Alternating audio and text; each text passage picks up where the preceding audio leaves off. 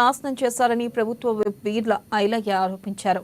Harish Rao dairy కోసం విజయ dairy, mother డైరీని గత 10 ఏళ్లలో పూర్తిగా నిర్వీర్యం చేశారని మండిపడ్డారు. ఇక డైరీల్లో జరిగిన అవినీతిపై విచారణ చేయిస్తామని బీర్ల ఐలయ్య స్పష్టం చేశారు.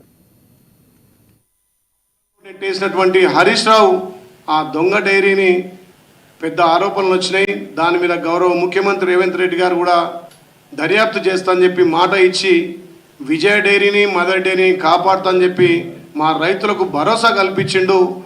గత 10 ఏళ్లుగా మదర్ డైరీలో కూడా టీఆర్ఎస్ చైర్మన్లు, టీఆర్ఎస్ డైరెక్టర్లు పందికొక్కుల్లాగా మెక్కిరు. డైరీ సొత్తు మొత్తం తిన్నారు. మొన్న జరిగినటువంటి ఎలక్షన్లో 6 ఎలక్షన్లు జరిగితే తెలంగాణ రైతాంగం పూర్తిగా విజయ డైరీ కానీ మదర్ డైరీని రక్షించుకోవాలని చెప్పి మదర్ డైరీలో జరిగినటువంటి ఎలక్షన్లలో వాళ్ళ టీఆర్ఎస్ 6గురికి డిపాజిట్ రాకుండా కాంగ్రెస్ పార్టీకి చెందినటువంటి 6 డైరెక్టర్లను గెలిపించుకొని చైర్మన్ గుడిపాటి మధుసూదన్ రెడ్డి గారి ఒక రైతును చైర్మన్ చేసుకొని ఇక్కడ విజయ